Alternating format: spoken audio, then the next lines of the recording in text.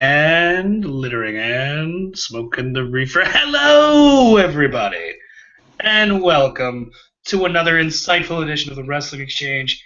It's your birthday. We're gonna party like it's your birthday. Episode 52. Papo, happy anniversary. Tedski, happy anniversary. Oh, I love you too. I wish I had candles to make you blow out, but we got some shit to talk about. So, don't want to spend too much time on our anniversary. Do want to keep the ball rolling. So, quickly, ladies and gentlemen, if you haven't seen this before, it's the Wrestling Exchange. It's a podcast, webcast, wrestling talk show thing. It's of the fans, by the fans, for the fans. It's a show where we talk about pro wrestling. This week we're going to talk about WWE Payback. We're going to give our review, and then we're going to talk about the following Raw. And what we're going to do is we're going to go segment by segment and break it down as if you didn't see the show. So if this is something that you watched, you get to hear us talk about it in order. And if it's something that you didn't watch but you want to know what it was about so that way you can talk to your friends at school or in the office, hey, we got you covered. Now, it is a passionate discussion between two wrestling fans. So bad language, four-letter words, those are things that happen here. And if you're not down with that, my man's got two words for you. Booty clapping. Booty clapping. Amen. A fucking men. Take me to church. Papo, let's talk about this kickoff pre-show of WWE Payback, shall we? Let's go ahead and step into this. We got the first match with R-Truth versus Stardust. Now, I'm going to let you take it away because you usually never get a chance to talk about the pre-show because you usually miss it. And I'm not holding that against you. It's just usually, how things shake out. Tell me, what did you think about this match? And let the people know what happened. Well, we start off with, what's up? What's up? What's up? Little Jimmy, R-Truth. R-Truth comes out rapping, gets the crowd pumping. I mean, this is a great start to the pay-per-view, especially with the pre-show.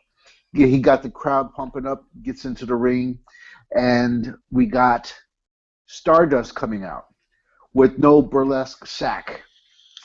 Thank the Lord. The match ensues, and it was actually a pretty decent match for R-Truth and Stardust. But when it came down to it, R-Truth come out to the win. Excellent match to start off the pre-show. So, Teskey, did you get a chance to watch this match? I did. And you know what was really sad? I watched this match, but the only thing that I saw, or the only thing that went through my mind is I kept thinking, if the rumors are true, which was when they were, kind of re-exalting, for lack of a better word, the Intercontinental title, and they were using R-Truth as one of the guys to do it, the thought or the rumor was that R-Truth was going to retire. So it was a matter of putting him out there, letting him have another run before he retires. My thing is, I'm all about that. I'm totally on board. I love R-Truth, but I gotta ask, where's little Jimmy? I miss him.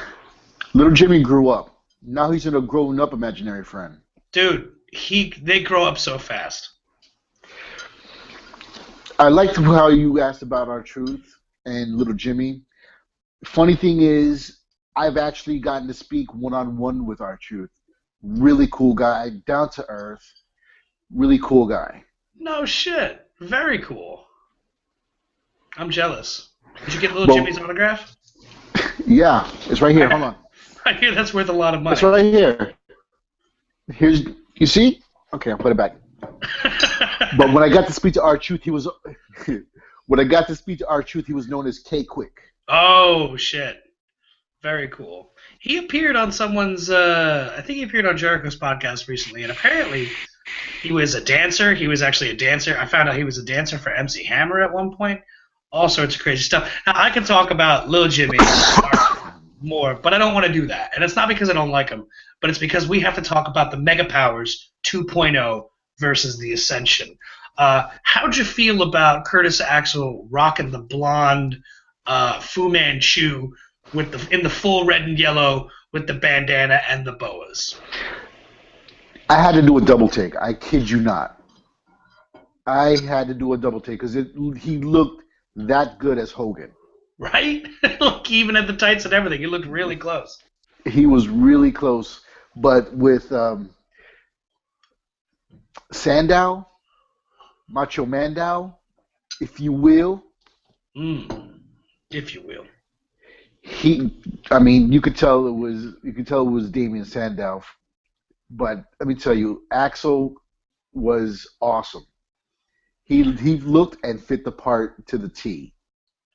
So when we're watching the match, Axel basically got his ass beat for the match wasn't that long, but Axel got his ass beat for most of it until Mandow got the hot tag, and he was about to pick up the win with the flying elbow when Connor of the Ascension knocked him off the top rope, and they end up getting the win with the fall of man, and it is Macho Mandow that takes the fall. I do have a couple of quick questions. Does it hurt Sandow to be the one that took the fall in this match?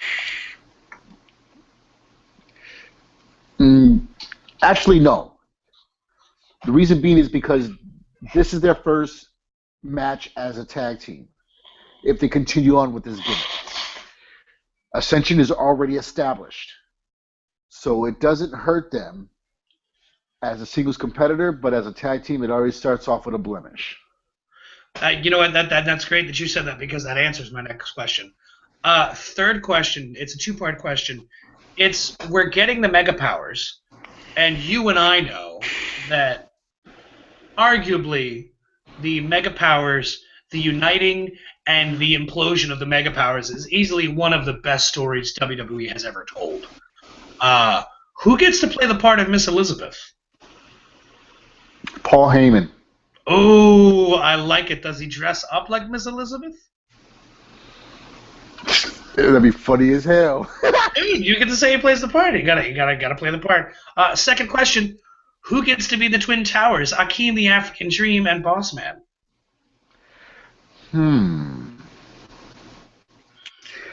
We got Mark Henry. Can I give you a suggestion? Harper and Rowan. Go ahead. Nice. Now we just need Paul Heyman in the dress. That's all I'm saying. All right, Papo. Enough of that. Let's roll right on into the main show. We can cover Payback point by point, and then we can roll right into Raw. Sound good to you? Let's do this. Okay, so the opening match of the actual show was Sheamus versus Dolph Ziggler. Why don't you tell the people basically what happened and what you thought? Well, we got a Sheamus and Dolph Ziggler. They put awesome show. They always put on a damn good clinic with them and other wrestlers. So this is a good kickoff to the Payback pay-per-view. The crowd is already hyped from the pre-show, so this is just adding fuel to the fire. During the match, we got, how should I say, Payback. You see what I did right there? I did see what you did right there. For Dolph Ziggler, as he has Sheamus in the corner, lifts his tights up and sticks his ass in Sheamus's face. Gives him this good old stink face. It got really intense right there. It got really intense right there.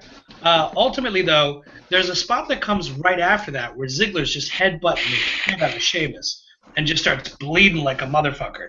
I gotta ask, Ziggler with the blood. Number one, Papo, are you okay with the blood? Or more specifically, are you okay with blood on the first match of a card that includes an I Quit match? With the blood on the first match, I don't think it was intentional. I don't think it was juicing as a wrestling term. But I believe it was actually an accident. I don't believe he meant to split his forehead the way he did. Yeah, I agree with you because that was actually going to be my next question. I do think that was just a purely accidental. What do you think about Sheamus wins with the brogue kick? Because basically they did a spot where Ziggler's trying to get to Sheamus, and Sheamus is like covering his eye, or no, excuse me, Sheamus is kind of covering his face, and he's having the ref kind of as a buffer between him and Ziggler long enough to actually.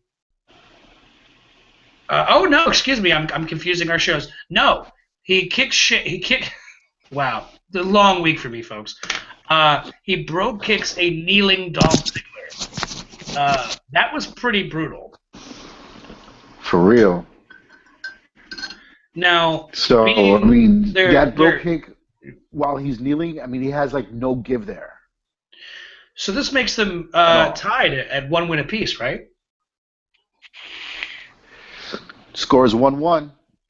So then, what? The Elimination Chamber, that's going to be the rubber match, right?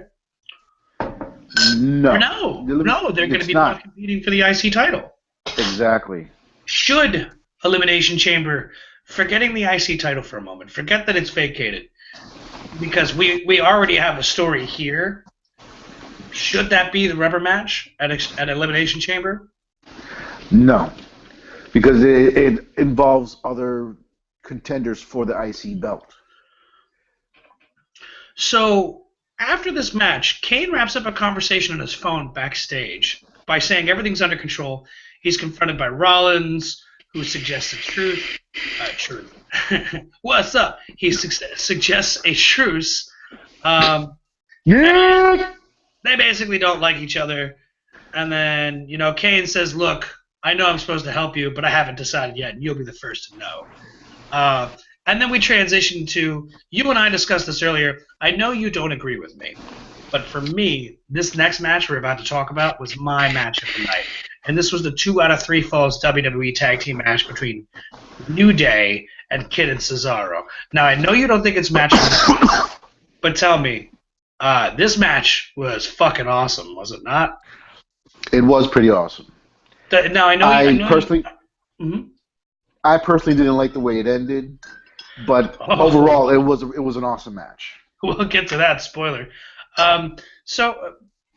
Excuse me. They do the typical New Day thing where they cut a promo on the way to the ring. And here's basically how it breaks down. Kid and Cesaro score the first ball with that big swing dropkick combo. Now, here's what I love. After the first fall, Xavier Wood jumps up on the apron and demands that he be added to the match. He keeps shouting Freebird rule. Now, this is something that it's almost like WWE is subliminally putting this idea in our minds, because Booker T's been saying it over and over again week after week. And I had suggested on last week's episode that there would be the possibility of them doing this, that after the first fall, or after one of the falls, one of them swaps out for the other for the Freebird rule. They didn't do that, but they did do something similar. So basically, this leads to a spot where people it's just all chaos, and Kid takes out Xavier Woods, Big E counters Kid. Oh, that's right. Tyson Kidd goes for a suicide dive here, and Big E counters it and hits him with an overhead belly-to-belly suplex on the floor outside. That was pretty fucking nutty.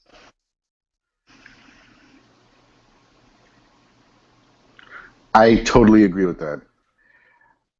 I mean, from what I'm seeing during the match, I believe it looked kind of as if it was a strength match between Cesaro and Big E.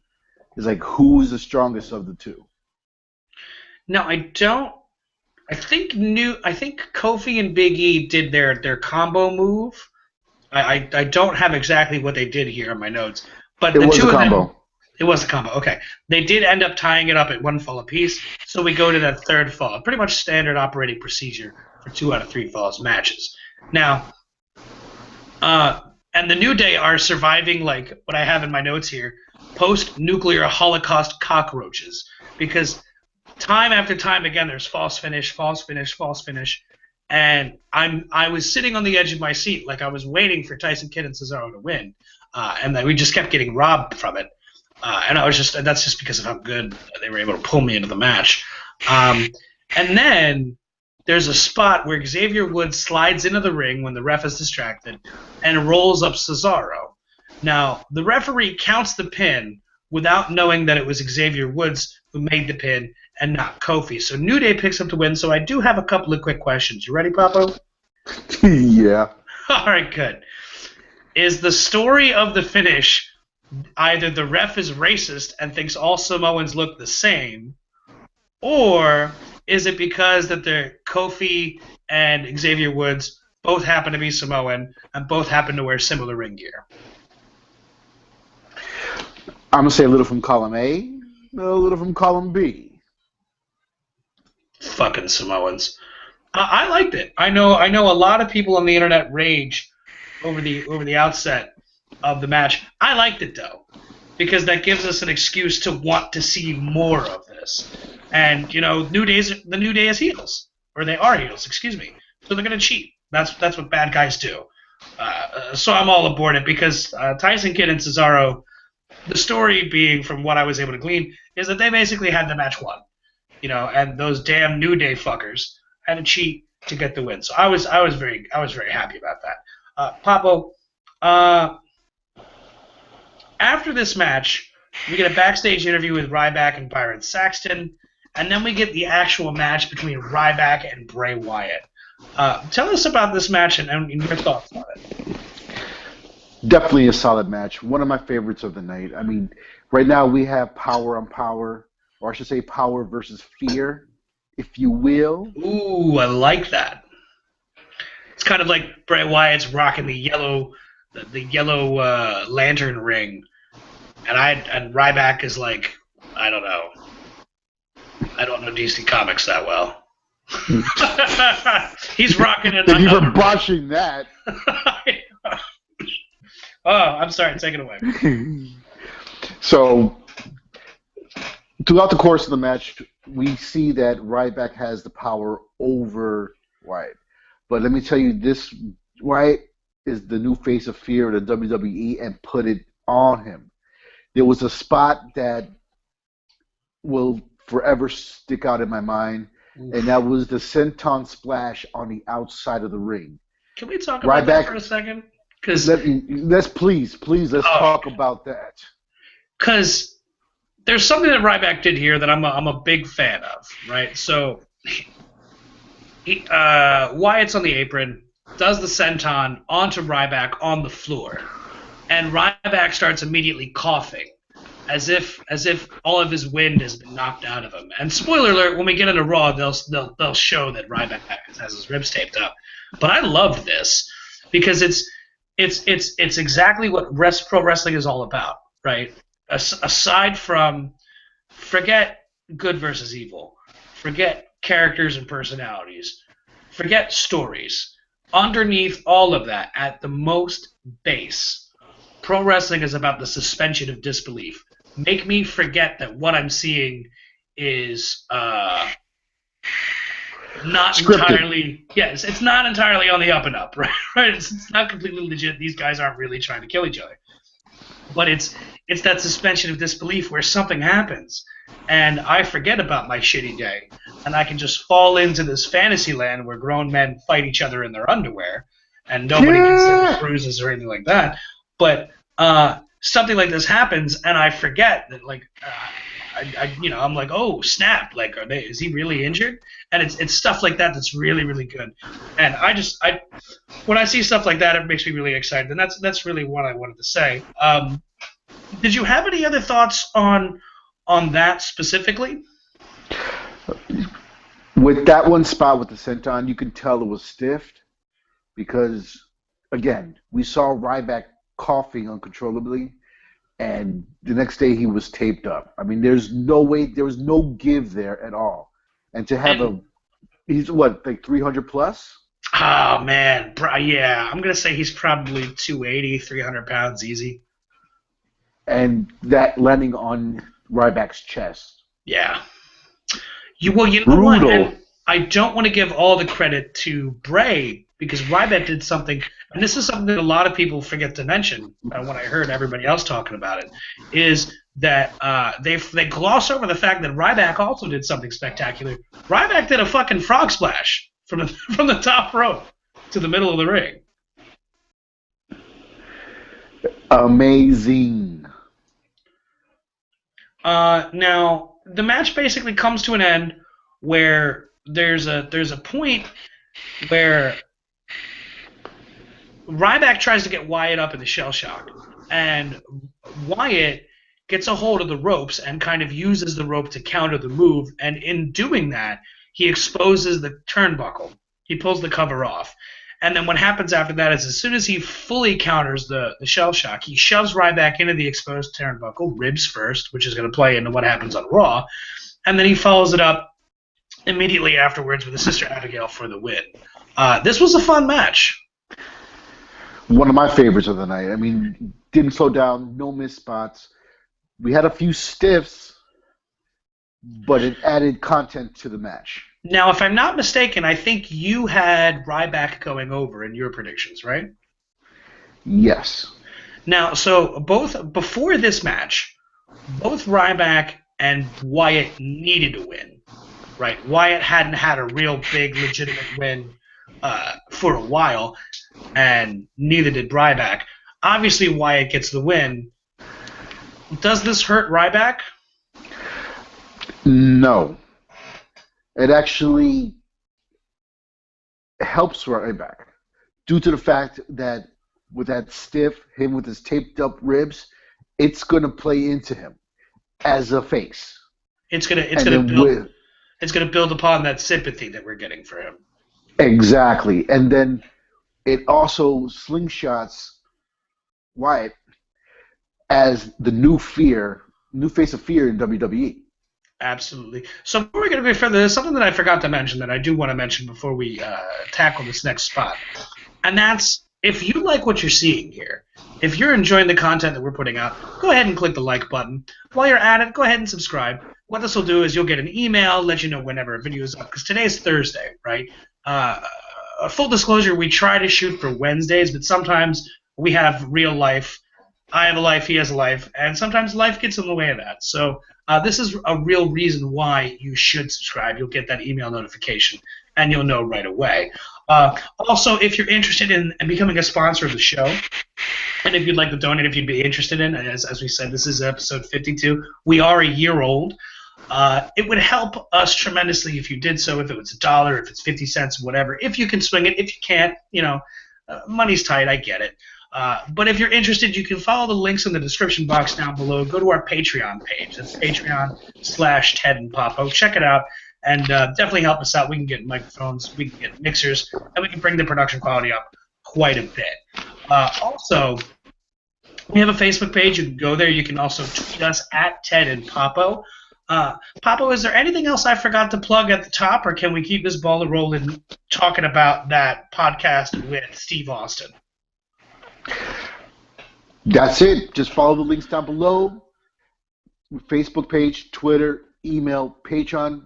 Do the damn thing. Oh, so let's keep this ball rolling. You're right. Email us your questions. Comment down below. And if you have a question, if you'd like us to talk about something, if you'd like us to debate a point or an issue, please send us an email. I put it in the description box below, tedandpapa@gmail.com. Now, Papa, it had been previously reported that there was some heat between Austin and the WWE, because he did those two. He did the one with Triple H, he did the one with Vince McMahon, and then they brought in Chris Jericho to do John Cena and Stephanie. Couple of quick questions before we move on.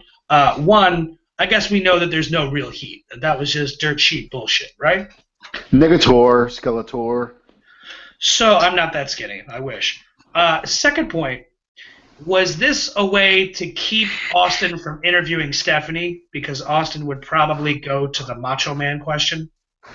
Probably, but that'd be so juicy. So juicy, juicy. Third question. Well, this might be fourth question. Fuck it. I don't know. I went to public school. Last question. How fucking stoked are you for Paul Heyman and Austin on the network after the first, after Monday, June 1st. After Raw on Monday, June 1st, live on the WWE Network. Well, we both know that Steve Austin and Paul Heyman don't pull back punches to save anybody's life. Would it be a dangerous alliance? Huh? See what I did there? I see what you did. And for those that don't know, Paulie Dangerously, it was the original owner of ECW, now known as Paul Heyman. So let's talk about this I Quit match, right? Because you and I are going to have a lot of things to say here. It's Rusev versus John Cena, and before we get into the actual what happened in the match, what did you think about Mike Chioda, the referee, being the one to hold the microphone and ask if they quit? Because traditionally, it's the individuals themselves that hold the microphone. So it's like you and I are having an I Quit match, and I have you beat down for a moment. I grab the mic and say it, say you quit, say it, and then I put the mic to your mouth. What did you think about the referee being in charge of the microphone here? It was different, but I would prefer the wrestlers to hold on to the mic. I agree with you. It was weird to me. I just didn't, it felt kind of odd and out of place. It took me out of it. So let's talk about some of the big spots here. We got an attitude adjustment by Cena on to Rusev onto the steel steps. We get Cena threatening Rusev, telling him to quit, and if he doesn't quit, he's going to spear him through the barricade, which he did. And then Cena proceeded to beat the shit out of Rusev with a TV monitor across the back like a steel chair. That was unique. I liked it. So, and then if that wasn't unique enough, then he did the same with a laptop. Rusev hit Cena with an Alabama slam through a table. Now, here's the part that I really didn't care for. Cena gives Rusev the attitude adjustment through pyro, I'm assuming, behind those mini LED displays at the top of the ramp at the stage. I've seen this gimmick before. I liked it a number of years ago. I don't like it now. But before I say why I don't like it, what did you think about this? Well, they made it seem as if the attitude adjustment caused the explosion. We all know it didn't. Hey man, suspension of disbelief. Here's why I don't like it, right? That's not a spot that you have to do, right? There's 101 other spots you could do instead. And if you're going to do a spot where someone gets affected by the pyro, I want to at least see some damage. So, like, that's a good spot to do if he's wearing a shirt, right? And you do the spot, and then you quickly burn portions of the shirt to show that, holy shit, there was fire. But without that, I just don't like it. It just seems kind of blah. And it's almost insulting our intelligence. Almost. Because, again, we are watching a show where grown men pretend to fight each other in their underwear. I'll tell you what I really liked. Hey, stop calling. Stop it. I'm very popular here in parts unknown.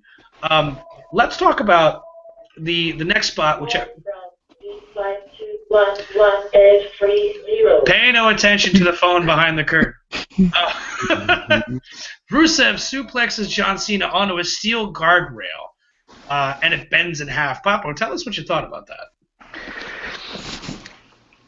It was one of the old school rails that they used to keep around the ring. For what reason? Because they now use barricades. It was out there. I have no idea. I mean, it was actually pretty cool. I mean, it bent, but it didn't bend as much as I wanted it to. So it shows that it would give, and it wouldn't hurt as much as it would if it would have actually hit the ground.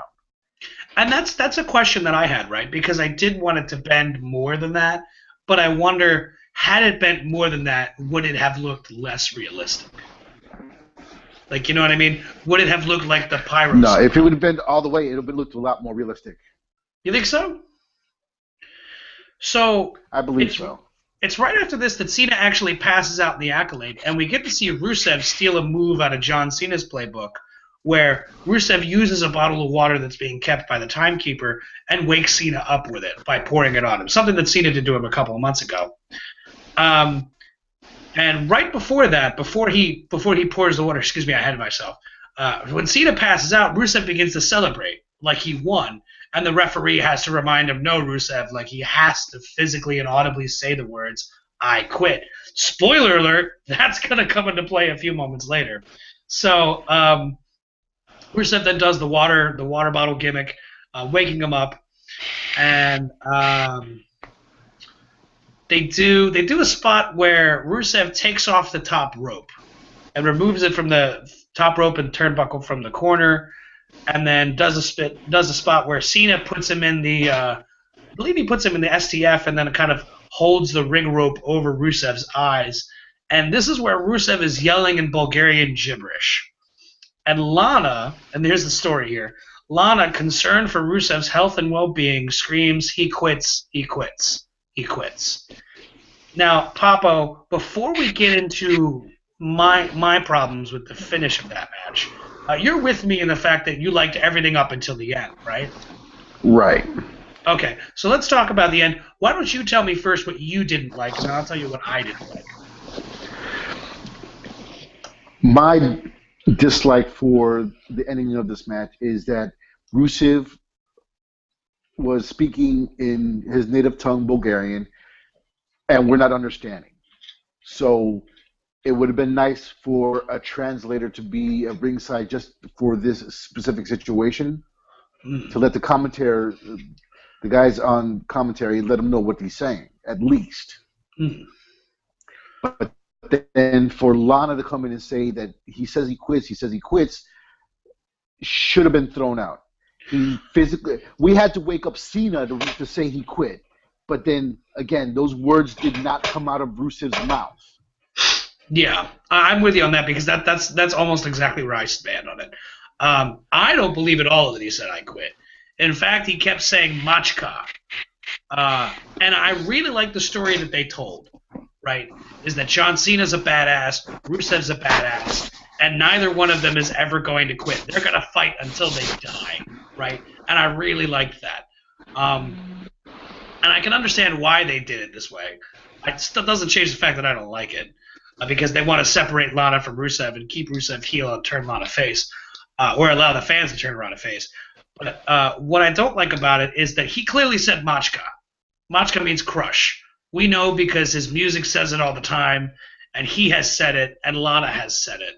So it's clear that he did not say I quit, and we'll get to that, because that's going to play into the story later. And yes, earlier in that match, the referee told Rusev, hey, he has to say the words I quit. Anything else doesn't count. So it's kind of weird that it counts for Rusev, but not for Cena. So a couple of last quick questions, and we'll get this moving. Rusev is now 3-1. Okay, he's won one match, their first outing against Cena, which he did not win clean. And Cena has beaten him cleanly in the past 3 matches. I'm going to call bullshit. What? During the Russian chain match, John Cena stopped to give him the AA for the last turnbuckle, and that stopped the momentum, and it should have been reset. Well, sure. Shoulda, woulda, coulda. I'm with you on that. But as Michael Cole will say, it goes down in the record books as a win. He didn't quit, but in the record books, he quit. You know, so I'm with you on that. I think that we have these weird problems with finishes of John Cena matches lately, despite the fact that they're very good. As much as I hate to say the word bury, the fact that he's 3-1 against Cena, and his only victory is not a clean victory. Is it safe to say that Rusev is buried here? That they've cut his fucking nuts off? And stuffed them in his mouth. Oh, what a wonderful visual. So then, let's get that out of my mind, and we'll keep this rolling. How's that? Let's keep this ball rolling. So we're going to get on to the next segment, which to me, if we're talking about non-match segments, this is my favorite segment of the Payback.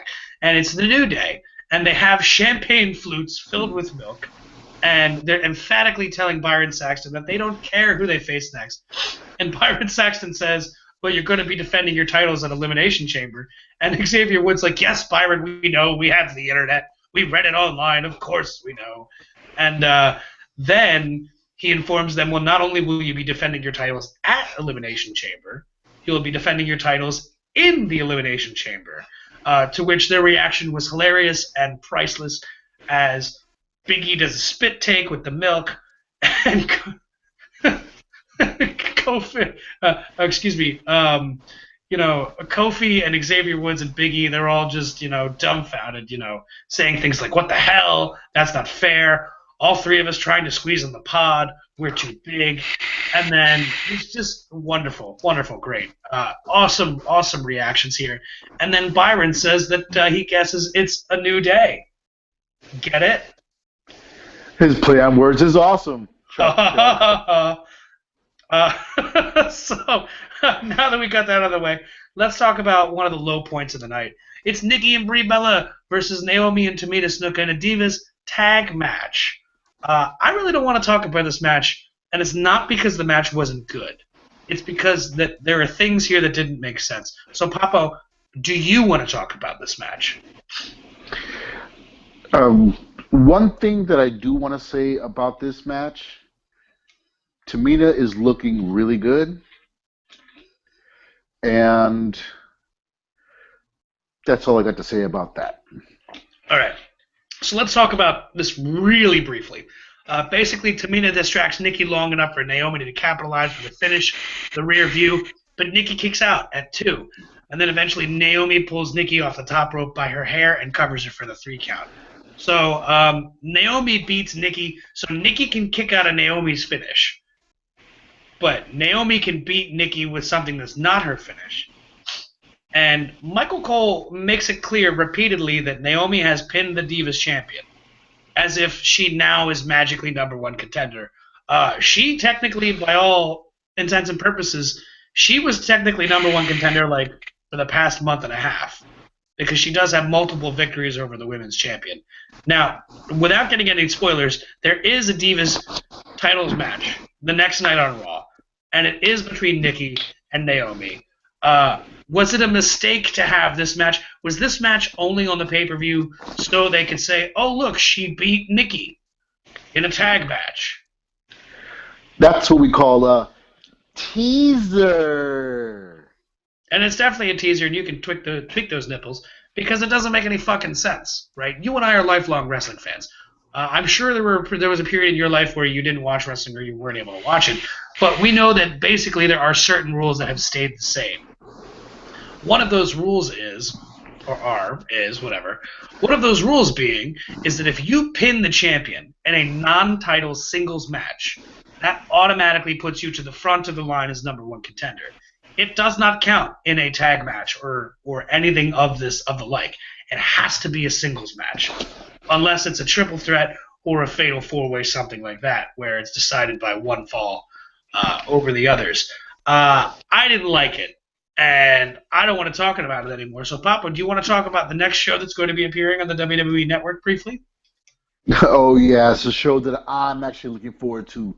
Ladies and gentlemen, on the WWE Network for only $9.99, the new show called Swerved by the makers of Jackass and WWE have collaborated to put on a punked version show for the network. I've seen a couple of clips, and so far from what I'm seeing, it is hilarious. Yeah, I mean, I can dig it. I like it. And, more content for the network is never a bad thing. I'll tell you what is a bad thing. The fact that Rusev's got to yell at that pretty lady Lana backstage in the locker room. Rusev, watch out. Tetsuki's going to put you in an accolade for yelling at her. Machka! So let's talk about King Barrett versus Neville, shall we? Okay, let's go ahead. This is a match that you and I have seen 3 times? 2 times? This is our 2nd time. Okay, right. So Raw is the 3rd time. So we're gonna break this down really quickly because we still have a lot to get to. So in the end of the match, Neville hits Barrett with what's called I believe it's called the Spaceman Plancha, where it's kind of like a 180 somersault from the inside to the outside. He makes it in the beat the count, and Barrett is about to beat the count, and then he's at 9, and then he decides, you know what, fuck it, I'm not going to get back in the ring, and chooses to lose by count out. What did you think about the way? What did you think about the match and how Barrett chose to end it? Well, it had the potential to be an awesome match. I mean, there was a few dynamic spots by Neville, but for Sorry, I got a little flustered there. The way Barrett decided just to let the count run out, it was a cop out. I hate those matches. It's very I hate heelish. extremely heelish, not only for our face but also for the fans. It's like we get gypped out of a decent match. Can I take a moment and kind of expound on what you just said? Go ahead. So, longtime listeners of the show, viewers, whatever, will know that I have this particular stance that my co-host does not share with me, and many of the internet wrestling community does not share with me. But this is my particular stance. In my mind, there's no such thing as tweeners in wrestling.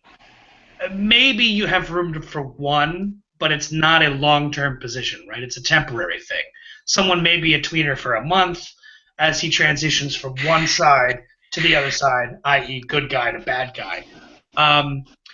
But in 2015, it's very different than in times where good guys were easily that line between the good guys and the bad guys was easily and it was easy to see. It was very visible. And now that line has become kind of blurred.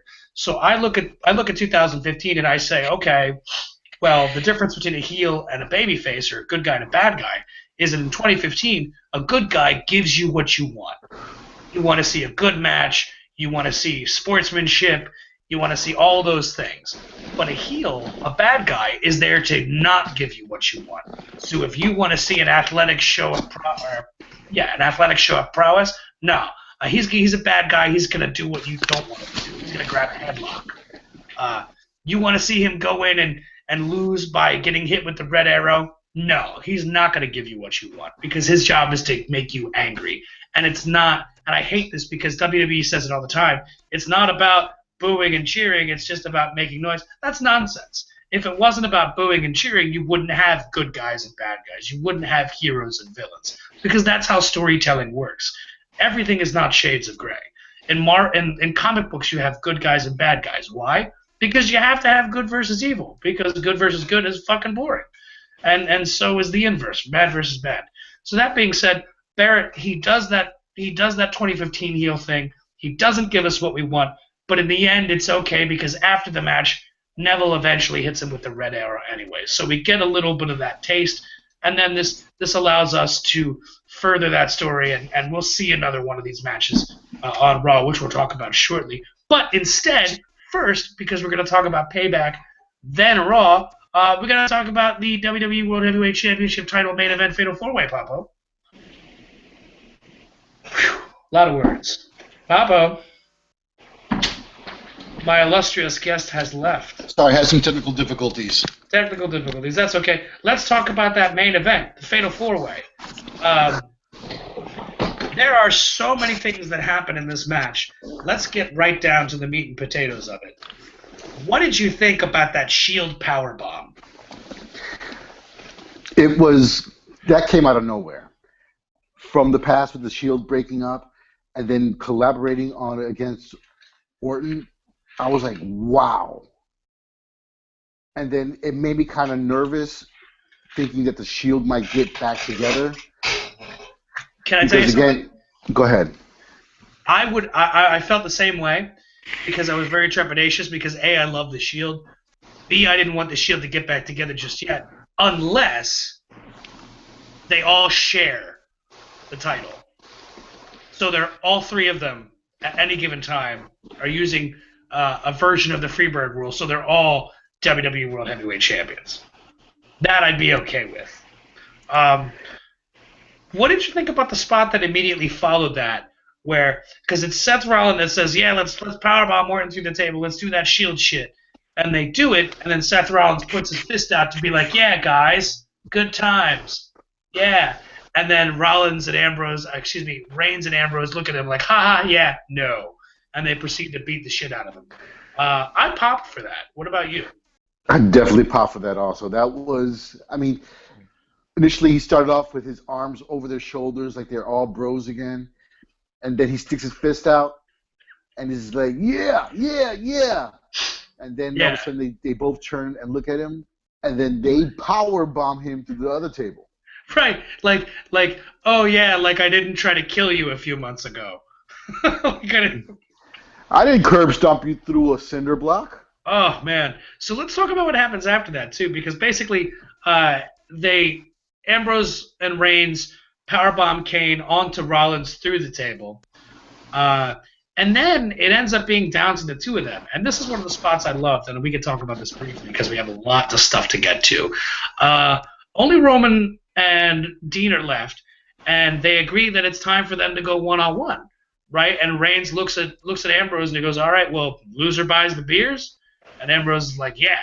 And then they get in the ring, and it's like, man, how cool is that? Papa? Yeah, you lagged on me. Oh, what did you think about how when they basically both agreed to, you know what, hey, loser buys the beers. Yes, the title's at stake, but at the end of the day, it doesn't matter because we're still bros. This is an example of friendship and good sportsmanship. Hard to find in WWE, but it comes out very rare. It's like that unicorn that everybody's trying to catch. These two get in the ring, square off, and just immediately start going at it. No love lost at the end. It was awesome. It was. And then they go into this really neat sequence where Ambrose counters the spear, Roman counters the double arm DDT, and then he does spear him, and then Rollins jumps in, breaks up the pin, and then Ambrose hits Rollins with the dirty deeds, but then Kane and Rollins go at it, and then Reigns with steps and stuff. Oh, and then Orton makes his way back into the ring because Reigns gets involved with Kane too. Orton makes his way back into the ring. RKO's both members of J&J Security, and then Kane comes in and Orton RKO's Kane, and then Seth wins with the pedigree to Randy Orton. And after the match, Triple H comes out and congratulates Rollins on his hard-fought victory. What did you think about the finish of the match? The hard-fought victory, that was hilarious. But for Rollins to go ahead and win with the pedigree, I thought it was amazing. I mean, I feel that it was bittersweet, if you will. Can you kind of like elaborate on that? I am going to. Oh, please. Because the last time Orton and Seth Rollins, they went at it, Orton put him in the pedigree. And then now, doing this full way. That's my short-term wrestling fan memory. Good call. So let's, here's what I want to do, right? I want to talk about that briefly just because Seth he's no longer using the curb stomp for the time being. There's rumors. I'm not going to get into what the rumors are, but basically he's not using the curb stomp for now. And he used this other wacky kind of like DDT fall-away face-buster move, which I hated. It looks silly. And now he's kind of, it seems to be, because I think this is the move for him. Do you think this is an okay transition move that he can use this move in the meantime, and it's established in our minds as viewers that like we know this move and we know this is a winning move? It is established, yeah. I mean, it's awesome. I mean, the pedigree is just dynamic, period. So, I mean, given the situation with the curb stomp, it was actually pretty cool for him to utilize his mentor's move. I like what you did there. So, ladies and gentlemen, if you stuck with us this far, we just finished wrapping up about WWE Payback, the WWE free per-view for some. And now we're going to transition into WWE Raw. So here's what's going to happen. We're going to treat Raw just like we did Payback. We're going to go segment by segment. And in the interest of time, we're going to be moving hella quick just because, time. That's a thing. But again, if you like what you see here at any point, go ahead and click the like button, click subscribe, comment in the comment box down below, send your emails and questions to tedandpop@gmail.com, visit the Patreon page. I did all the legwork for you. Go ahead and clickety-clackety, that description box. You'll see all that shiz. So let's talk about Raw live in Richmond, Virginia, shall we? Let's do this. Oh, shit. Papo, you know what I forgot? What'd you forget? I forgot about the allegedly award-winning segment that we do No, you didn't. in every Raw review. Oh, no, you didn't. No, I did. I did forget. So plug it right now. It's the good, the bad, and the fugly. It comes in after Raw. Stay tuned. Sit with us through Raw. Look at my pretty face. Look at his pretty face. We're going to get through Raw. We're going to get through Raw. We're going to make it to the end, and then we're going to talk about the good, the bad, and the fugly, where each one of us talks about what was good, bad, and fugly, in our opinion, about this episode of Raw, May 18, 2015. Now, the show starts off with the obligatory in-ring authority promo. There's not a whole lot here going on, and then eventually Sheamus comes out. He does something that we haven't seen in a while, right? He's like, we don't need to have a match for the title because I took out the champion, therefore I should be the guy. And then Ryback comes out and says, well, fuck you, Sheamus. Daniel Bryan's twice the man you'll ever be. And then Triple H is like, to hell with it, let's have a match. And they do. And I gotta say, I loved it. Let's talk about that match. And again, pay no attention to the phone behind the curtain. Somebody's trying to order a pizza, dude. I don't make pizzas here. Wink, wink. Go on. Tell the people. Tell them. Ryback versus Sheamus. Ryback versus Sheamus. So, we got two powerhouses. We got a brawler and a powerhouse wrestling in the ring. So, yeah, there was not really too much about it, just power struggle between these two. And we get Sheamus, who this is the one where he actually faked the injury over his eye. Yes, he was feigning an injured eye, and he used the ref to kind of create space, and then as soon as he had a moment, he kicked Ryback in the face. I gotta say, right in his fucked up teeth. Well, the big hungry, he told him that he likes to be fed more, and Sheamus just fed him. He fed him a brogue kick. Any thoughts on this match, or can we talk about, or can we keep it rolling? Let's keep it rolling. So backstage, Triple H and Stephanie talk about Seth Rollins, architect of a dream. And Seth walks in pouring champagne for the Authority, including Kane, and Ambrose enters to congratulate the champion and reminds them that the last time he faced Seth in a one-on-one match, and I believe it was on SmackDown, he did beat – oh, no, it was on Raw. It was 2 weeks ago. He beat the champ, and he says that he's going to grant the champ a rematch. How awesome is it that he's granting the rematch, not the other way around? Well, Ambrose, the lunatic unfringed. The boy is bad, and let me tell you, he walks to the beat of his own drum. So for him to grant Rollins a rematch, the boy he's got guts. I'll give him that. Oh, he's got moxie. I love it. Balls of steel. Balls of steel. Balls of steel. Balls of steel. So Triple H and Stephanie leave Kane to handle it, and instead Kane books Ambrose v. Wyatt for later in the show. We get a quick in-ring interview with Adrian Neville and Renee Young, and she asks him about his time on the main roster and his transition from NXT, including his reign as NXT champion, when Bo Dallas comes out. And just, you do that too well. I'm a believer. Unlike you people, Papo, talking to you, I'm a believer. I believe in the inspirational one, Bo Dallas, who at one point had the most legendary streak in all of sports, most epic streak in all of sports entertainment. And they kind of Bo and Neville go back and forth. And can I tell you why I really like this? Please do. So right around the time that I got into watching NXT, Bo Dallas was already champion, and he was already kind of doing the insincere, the kind of like fake good guy, right?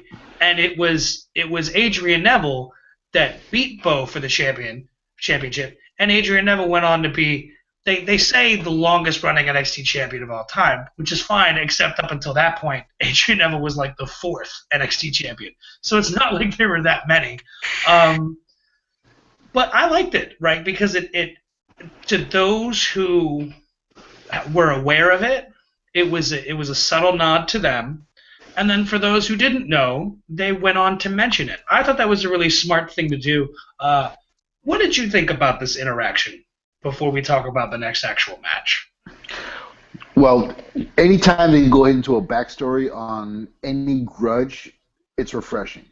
So it actually puts more depth into the storyline. Well, speaking of refreshing and depth into the storyline, we got to talk about Bo Dallas on commentary because he sticks around as we get King Barrett versus Adrian Neville. First question, what did you think about Bo Dallas on commentary here? Quite obnoxious. Just what the people want. Do you believe he was pretty good at it? I'm gonna go ahead and I'm gonna agree with you with that one. He was actually pretty good. He's a believer! Finally! No. Finally! Alright, so let's talk about this match, right? Because there's a couple of things that I really, really dug here. I really liked how Adrian Neville was selling the injured knee.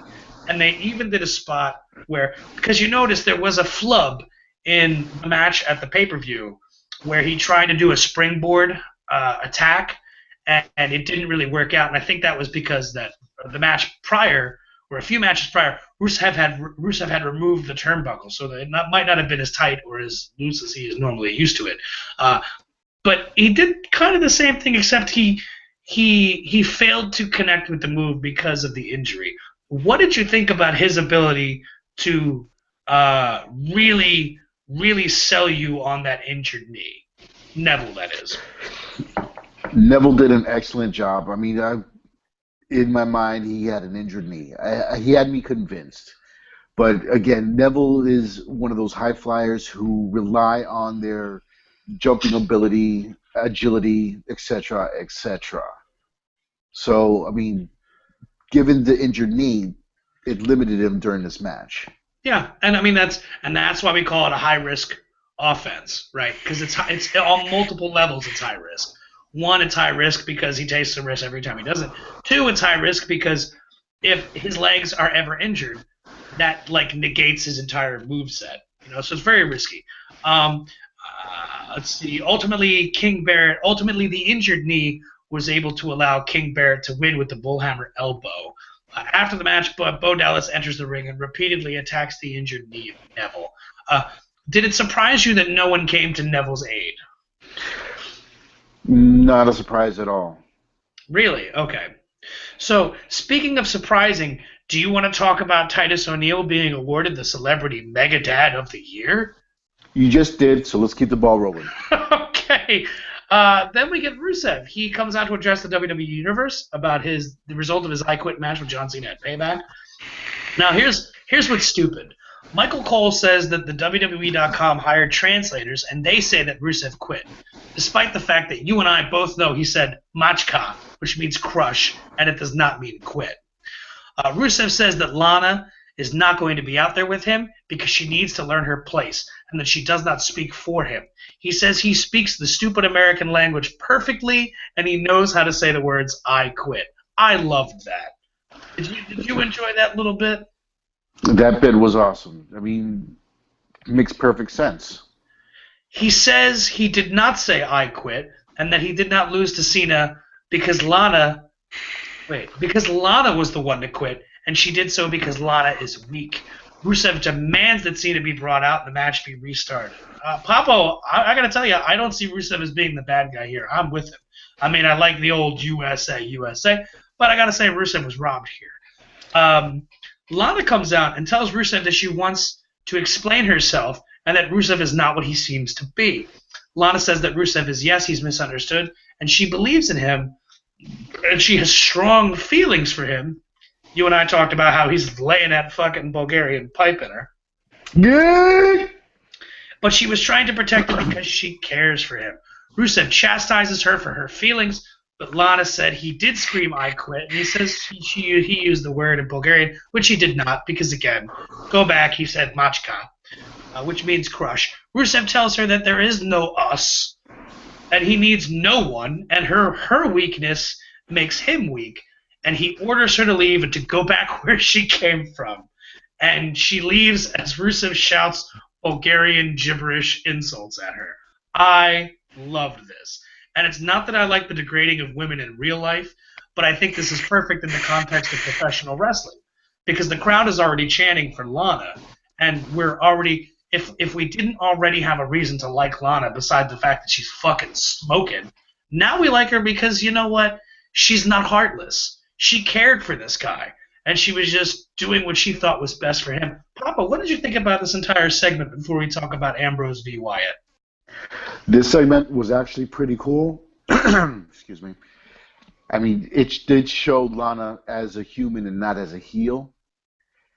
And just a spoiler, they actually, in real life, are a couple, and they live, I believe, in Nashville. Hey, spoiler, I don't know how that's going to play out with what happens next. For real. Spoiler. Double spoilers.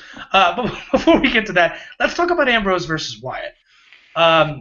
These guys, I don't want to take too long because we still have a number of things to talk about before we get out of here. But these guys put on, I'm going to say, probably the match of the night for Raw. Do you think that's fair? It's perfectly fair because I'm in total agreement. So, at the end of the match, Ambrose climbs to the top rope, and Joey Mercury comes out to distract the ref.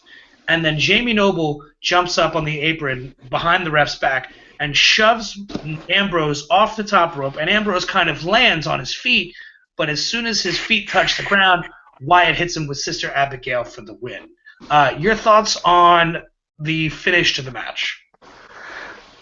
Ambrose was robbed, but again, we are dealing with the new face of fear for the WWE, so it's kind of hard to tell about this one. Can I give you my thoughts on this? Go ahead, please. So we've been watching Ambrose on a just terrible losing streak, right? He's been losing to everybody all the time. Here, I think this was a good way for him to lose in that he didn't lose clean, right? He lost because bad guys cheated. And in the end, that does help garner sympathy for him with us because we're going to like him even more because he got screwed. And that's just a thing that happens. Let's talk about the WWE Tag Team rematch for the WWE Tag Team Championships with Xavier Woods banned from ringside.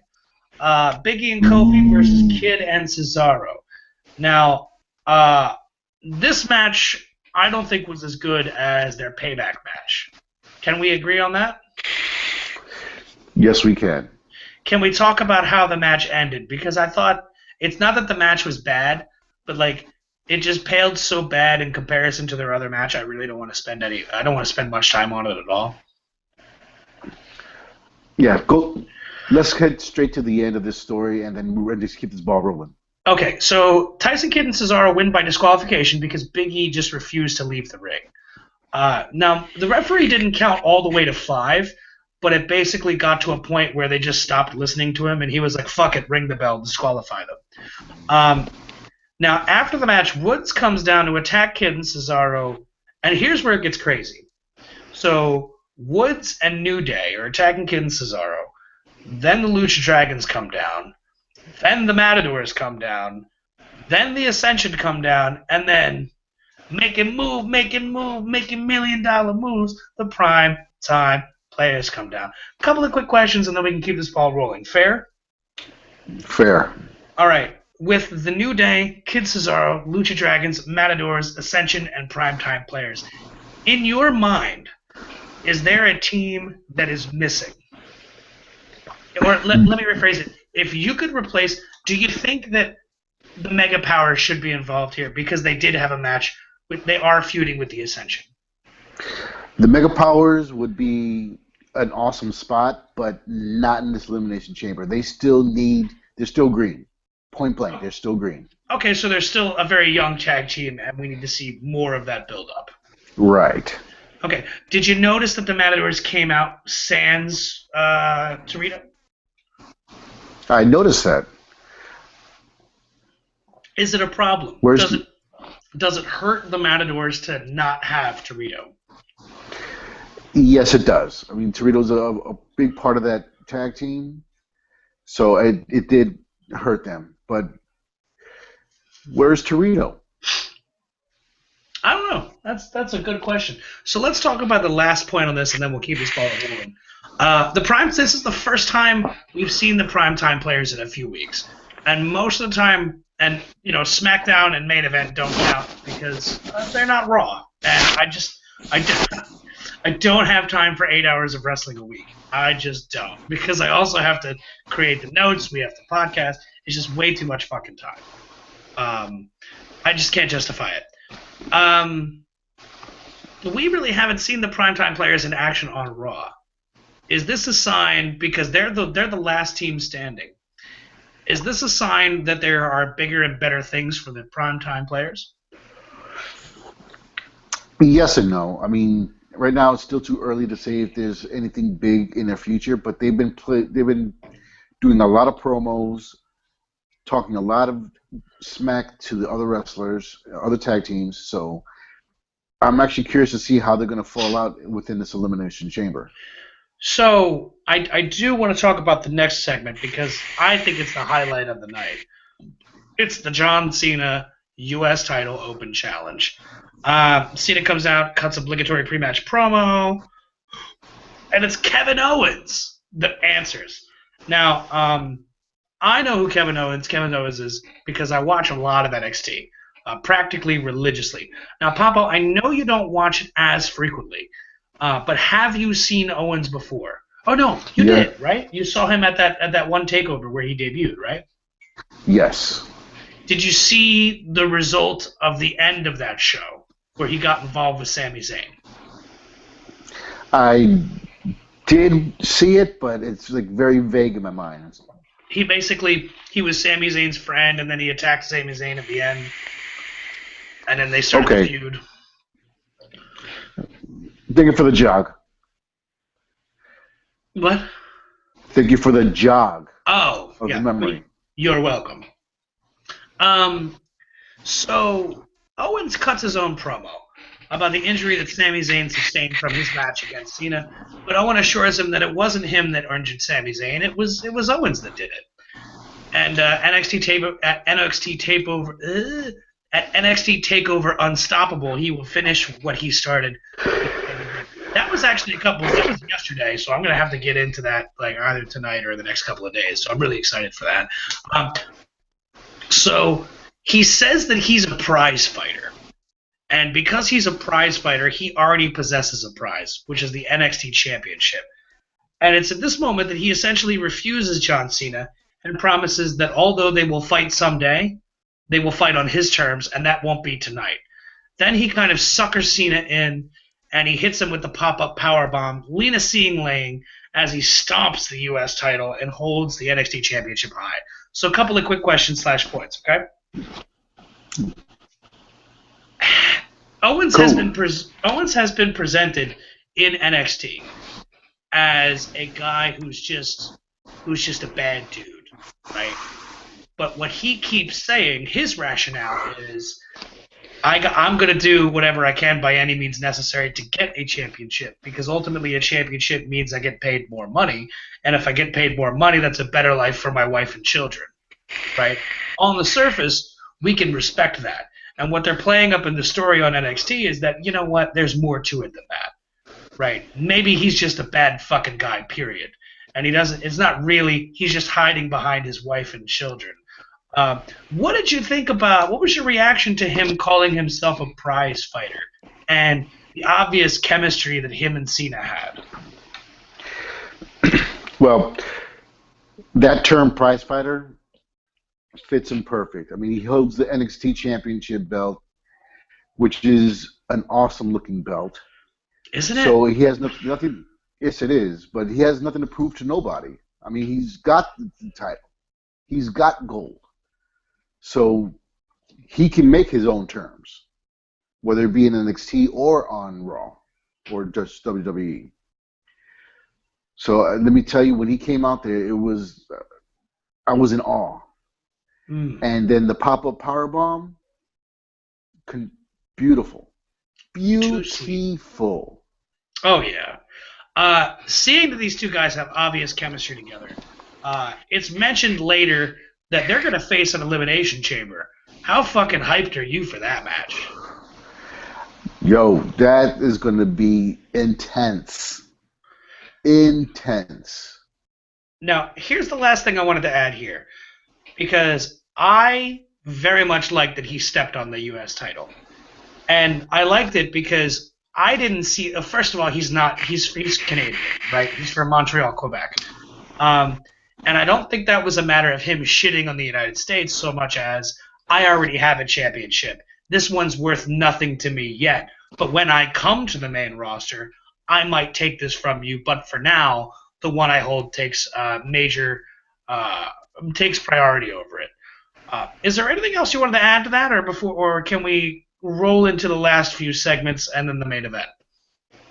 Let's go ahead and roll into the last few segments. Dolph Ziggler versus Stardust. This match is less than a minute long, and Dolph wins with the zigzag. After the match, Michael Cole interviews Dolph Ziggler in the ring about his loss to Sheamus at Payback and announces that Ziggler will also be competing in the Elimination Chamber for the Intercontinental Championship. It's at this point that Lana comes out smiling and blushing as she kisses him twice. And what's interesting here is that Dolph continues to look for Rusev. He's expecting Rusev to come, but because he's like, I know this game. I know he's going to come out and try to kick my ass. And that's exactly what happens. Rusev comes out and beats Dolph Ziggler silly. Rusev yells at Lana, and then she slaps him. And what's best here is that Rusev proceeds to growl at Lana. Almost he's like peacocking, right? Like almost like he's going to do something to her. And then Dolph hits him with the zigzag from behind. And then the ravishing Russian Lana leaves with the show off. This was great, except this made everybody but Rusev look good. I'm in total agreement. Say it with your chest. Does Rusev now? Obviously, Rusev has gone like over a year long undefeated streak up until John Cena. He can take a few losses, but he can't take many. Like it has to be reestablished that this guy can't. He has to pick up a win soon. Yes, he does. Before we get closer to Elimination Chamber, I think I'm going to give my prediction, but I'm going to say it right here. I think Rusev's your next IC champion. There is a thing that I do want to mention. Is that backstage, Kane bumps into Adam Rose making out with some chick. I'm not sure if that was Eva Mendes or what. Or Rosa Mendes, whatever the fuck. I have a problem with this. Papa, you have not seen it, but some of our viewers may have. There was recently an ESPN documentary called ESPN 60, and it was WWE Behind the Curtain, and they talked about NXT. And this was filmed about 9 months to a year ago. And it talks about the real man behind the Adam Rose gimmick, this guy by the name of Ray LaPon. And he's a guy from South Africa who was a troubled teen and who ended up starving and being homeless at one point. And the only thing that kept him going was his dream to become a wrestler in the WWE. Then he met the love of his life, and then he had his firstborn son. Now, his son has a feeding tube. He has a medical condition where he can't eat through the mouth. So Adam Rose has to wake up in the morning and feed him through a tube. And it's like a tube that goes right into the stomach. And for people who have not worked with individuals with feeding tubes, it's kind of jarring, right? It's not so much for me because I spent quite some time working with individuals with such contraptions. But I gotta say, it built up a lot of sympathy for this guy. And it's kind of like the other side, because we talked about Kevin Owens, and he keeps saying that he fights for his family. Here's a guy who is legitimately fighting for his family, that's been exposed by ESPN in a way that makes you want to root for Adam Rose. I never wanted to root for Adam Rose on the main roster because they really weren't doing anything with him. But now he's painted in such a positive light because you get to see the man behind the curtain, and WWE, not surprisingly, does dick with him. And this kind of really upsets me because I feel like he could be Ray LaPon on WWE and just be the guy that fights for his son, but he doesn't, and I don't like it.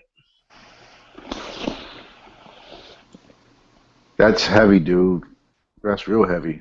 I don't want to stay on some heavy shit, so let's roll right on. We got Harper and Rowan versus Fandango and Zack Ryder. An interesting tag team, but ultimately Harper and Rowan win with a super kick, full Nelson slam combo.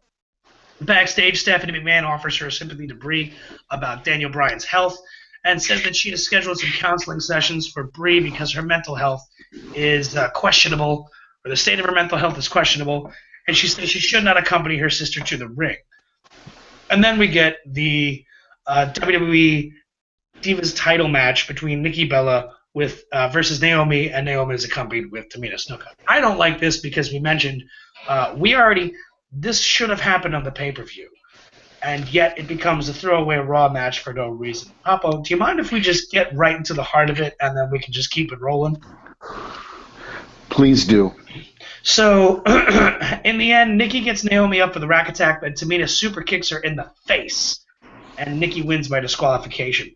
After the match, Naomi and Tamina beat up Nikki, and it's Paige that runs down to Nikki's rescue and clears the ring. Nikki goes up to pick up her championship from the ground, and then Paige hits her with a cradle DDT, holding the Divas title high for himself. Yeah, I liked the outcome, the end, but I just felt like if you were going to do this, this should have been on the pay-per-view, because there was no point to have a tag match on the pay-per-view and then a title match on free TV. Now we have backstage. Renee Young interviews Kevin Owens about his attack on Cena, and he's seen speaking with Triple H, kind of rather chummy. And Renee asks Owens what they were talking about. No one reveals that in 2 weeks' time he's going to face John Cena at the Elimination Chamber pay-per-view in singles competition. So hyped. Now, we get to the last segment. And you know what? Actually, technically, Papo, did you notice that the Divas technically main evented Raw? Technically, they did. And they still got poo-pooed on. Hashtag give Divas a chance. So, let's talk about this final segment, and then we can give our good, bad, and fugly get the fuck on out of here. So, it's Triple H, Kane, and Stephanie are in the ring as they welcome Seth Rollins for their celebration. Triple H says that he sees himself at Rollins and proceeds to kiss Rollins' ass over and over again. Kane then tells Rollins that his role as champion is best for business, and Seth basically makes Kane thank him for saving his job as director of operations. Kane shows a video package that he himself has personally put together. Jamie Noble kisses Seth Rollins' ass. Joey Mercury gets choked up as if he's about to speak, and Dean Ambrose comes out. And Ambrose once again offers the champion, look, I'll give you a rematch. I beat you. I will do you the favor, and I will give you the rematch. All you got to do is put that title up.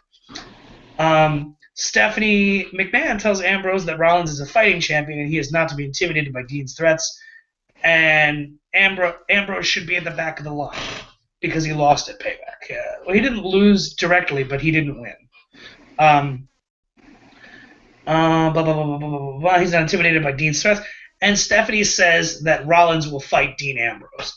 And Rollins and Ambrose go at it, and there's a spot where J&J run out, and they start attacking them. And Kane goes to attack Ambrose, but Triple H kind of holds him back and says, like, no, let this play out. Let's see where this goes. Then Ambrose proceeds to kick the shit out of J&J security. He then exposes a pile of cinder blocks, places Rollins' head on them with a chair in his hand, and threatens to bash in the head of the champion until he gets his match. Papo, is this not similar to what Seth Rollins did to Edge a few months ago? Very, very similar. Is it okay because Ambrose is kind of a crazy person anyway?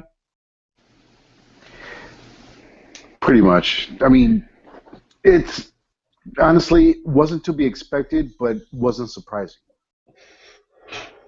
So, eventually, Stephanie caves into Ambrose's demands. Apparently, the WWE negotiates with terrorists. Mercury and Noble blindside Ambrose, but they're taken out easily until he gets involved. And Rollins uses the moment to attack Ambrose from behind and hits him with the pedigree to stand tall at the end of the show. Now, Papo, we talked about Payback. We talked about Raw. We're about to get into the good, bad, and the fugly. If you had to give Payback a letter rating, A through F, what do you give it? Payback was actually not bad, so I'm going to go ahead and give it a B. I'm very close with you. I'm going to give it a B minus. Could have been better, but it could have been a lot worse. How about this Raw? A through F, what do you give it? For this Raw, I'm going to go with what you said last, with a B minus. I think that's very fair. I think that's an astute observation and decision on your part. I'm going to agree with you. I'm going to say about B minus. So Now we're going to get into the good, the bad, the fugly. So, ladies and gentlemen, if you're not familiar with this segment, basically what it is Papa and myself, we mention the things that we thought were good, bad, and fugly. And if you want to talk about what you think was good, bad, and fugly throughout Raw, keep in mind this is Raw only. Go ahead and put that in the comments section down below, and we'll see if you agree with this or not. You ready, Papo? Let's do this. All right, so hit me with your good. Okay, my good was Kevin Owens' pop-up powerbomb to John Cena. My bad had to be the Titus O'Neil Mega Dad of the Year. My fugly, the fugly was I'm gonna say it was a tag team match. The whole thing. Oofa. All right. All right. So I'm gonna agree with you. You gotta incorporate that oofa. Oofa. So that whole segment with Kevin Owens and Cena, that was definitely my good. That was really the high point of the show. My bad? There's not really a whole lot of bad here. I would say the